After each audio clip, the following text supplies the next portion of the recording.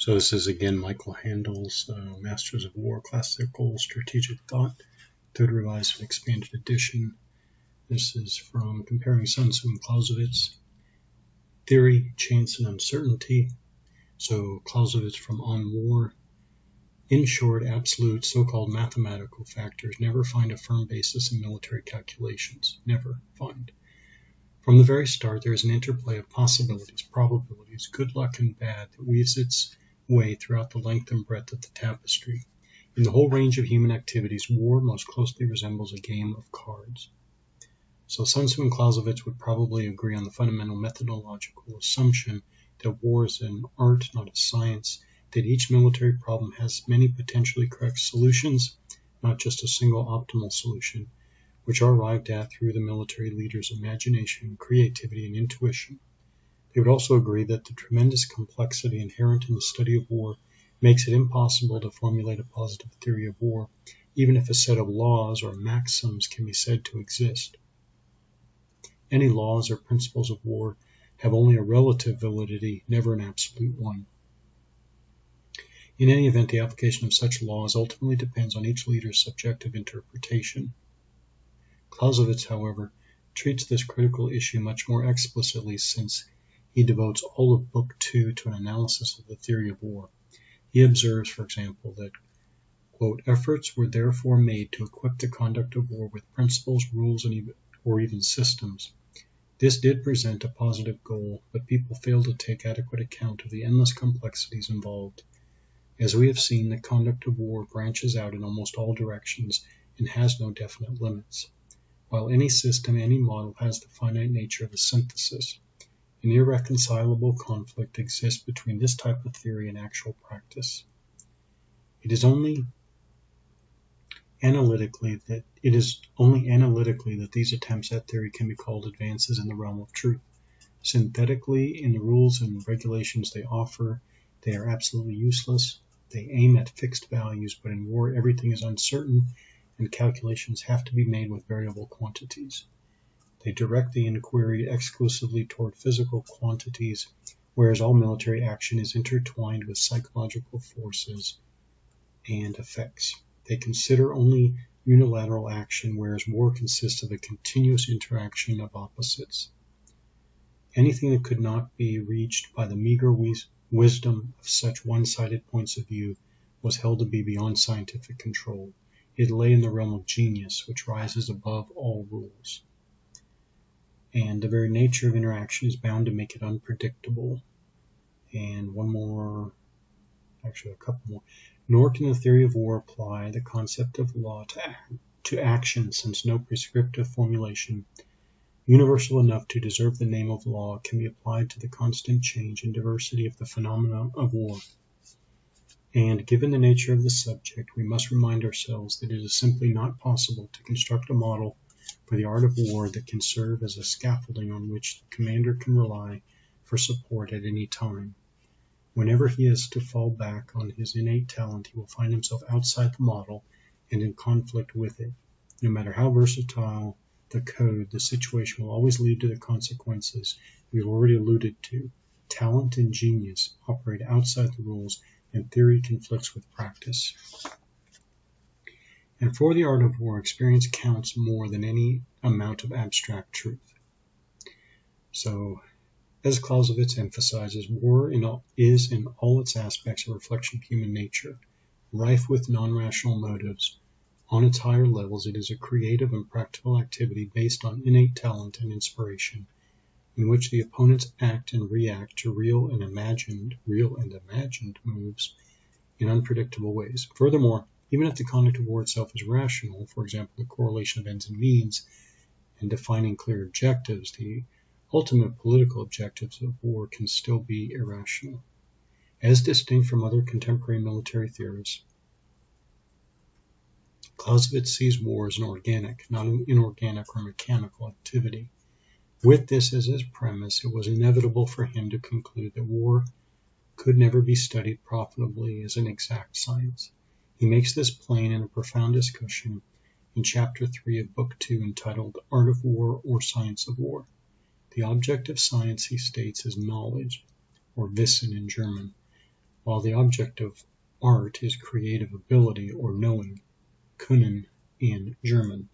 He argues, it is consistent to keep this basis of distinction between knowledge and ability and call everything art whose object is creative ability, for instance, architecture or war. The term science should be kept for disciplines such as mathematics or astronomy, whose object is pure knowledge. Creation and production lie in the realm of art. Science will dominate where the object is inquiry and knowledge. It follows that the term art of war is more suitable than science of war. That's Clausewitz again on war. So just as an exact science cannot progress without the benefit of some artistic creative elements, the practical pursuit of an art, for example that of warfare, may contain or be based on discrete scientific theories. Each discipline therefore combines in varying degrees the interwoven and inseparable elements of art and science. Therefore, although the practice of war is more an art than a science, this does not mean that it cannot be studied systematically or that some scientific methods cannot be applied to non-scientific disciplines, for example, psychology, economics, political science, and war. To be even more precise, Clausewitz reaches the conclusion that, strictly speaking, war is neither an art nor a science. Rather, it is a part of man's social existence. This puts war somewhere between art and an exact science, but much closer to art. He goes on to compare war with commerce, which is also a conflict of human interests and activities and is still closer to politics, which in turn may be considered a kind of commerce on a larger scale. According to Clausewitz, three main characteristics distinguish war from both science and art. 1. War deals with living, not inanimate forces. 2. War involves conflict, action and reaction between opponents. And 3. War involves a clash between asymmetrical interests, that is, the inherently weaker and positive offense trying to acquire and expand, and the inherently stronger negative defense trying to maintain what it has. Thus, while Clausewitz reaches the conclusion that war is essentially an art that contains some scientific aspects, Jomini oscillates between his desire to construct a scientific theory of war and his admission that war is a creative activity ultimately based on experience and intuition. Although in the end Jomini leans toward the recognition that war is an art, he never fully acknowledges this fact. In his final analysis, Jomini, like Clausewitz, admits that every maxim has its exceptions. That's Jomini, The Art of War. Inevitably, this tension exists in all theoretical works on war. Each author tries to develop a theory based on empirical, historical evidence, although no one theory of conventional war can ever constitute an accurate basis for either action or prediction. But in recognizing that war is an art, Clausewitz by definition acknowledges the limits of our understanding of war. And this very realization is of the utmost practical value, as it impels political and military leaders to approach the specific conditions of each war with an open mind, a mind ready to adapt old lessons to new or unprecedented circumstances. The correct application of insights culled from the study and theory of war, therefore, first requires a keen understanding of its limitations. Although he does not include a direct in-depth discussion of this subject, Sun Tzu recognizes, as the title of his book indicates, that it is impossible to predict the shape and course of a war through the mechanical application of immutable formula. Ho Yen Si, now in war there may be 100 changes in each step. And as water has no constant form, there are in war no constant conditions. That's Sun Tzu, The Art of War. He then employs poetic metaphors to illustrate the infinite complexity of warfare. So the musical notes are only 5 in number, but their melodies are so numerous that one cannot hear them all. And the primary colors are only 5 in number, but their combinations are so infinite that one cannot visualize them all. The flavors are only 5 in number, but their blends are so various that one cannot taste them all. In battle, there are only the normal and extraordinary forces, but their combinations are limitless. None can comprehend them all. For these two forces are mutually reproductive, their interaction as endless as that of interlocked rings. Who can determine where one ends and the other begins? So Sun Tzu, like Clausewitz, observes that the complexity and unpredictability of war are generated by the process of interaction. So that which depends on me I can do, that which depends on the enemy cannot be certain. Therefore it is said that one may know how to win, but cannot necessarily do so. Of the 5 elements, none is always predominant. Of the 4 seasons, none lasts forever. Of the days, some are long and some are short, and the moon waxes and wanes. In other words, the principles of war are understandable in theory, but there is no blueprint to guide in their application. Again, Sun Tzu from The Art of War, these are the strategist's keys to victory. It is not possible to discuss them beforehand. So in the end, Clausewitz reaches the same conclusion as Clausewitz. In the art of war, there are no fixed rules. Both agree that success depends on what Clausewitz terms the kudoi, or intuition of the military genius. Such talent can be refined through experience, but only in those who already possess the innate ability. Sun Tzu views war as an original art that requires imagination, intuition, and innovation. So he wrote, "Therefore, when I have won a victory, I do not repeat my tactics, but respond to circumstances in an infinite variety of ways." Both strategists would also agree that the conclusions reached in their respective works have only limited value, for despite their sagacity, they cannot give the military professional concrete advice on how to apply their insights. Success in war hinges not on the mastery of theory by rote, but rather on its judicious application, and this is ultimately determined by the military commander's intuition.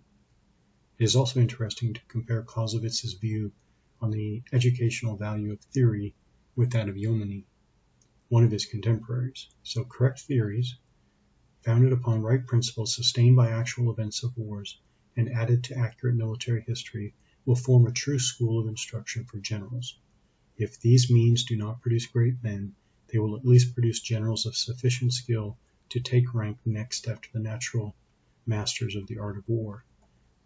I cannot too often repeat that the theory of the great combinations of war is in itself very simple. It requires nothing more than ordinary intelligence and careful consideration. These truths need not lead to the conclusion that there can be no sound rules in war, the observance of which, the chances being equal, will lead to success.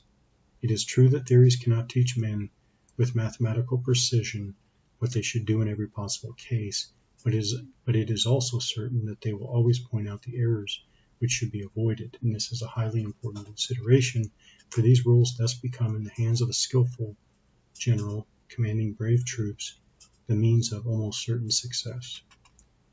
All right, since Jomini cannot seem to make up his mind whether war is an art or a science, the tension between the two approaches remains unresolved. According to Jomini, war is the highest political and strategic levels. At the highest levels cannot be studied or mastered as though it were a science. On the lower operational level, however, he believes it is possible to identify a set of fundamental rules or principles, and these principles, which have a general scientific validity, can be taught to every general.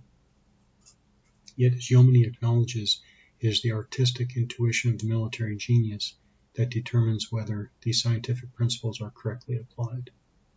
So nothing is better calculated to kill natural genius and to cause error to triumph than those pedantic theories based upon the false idea that war is a positive science, all the operations of which can be reduced to infallible conclusions. So in his conclusions, he therefore observes that war in its ensemble is not a science but an art. That's Jomini.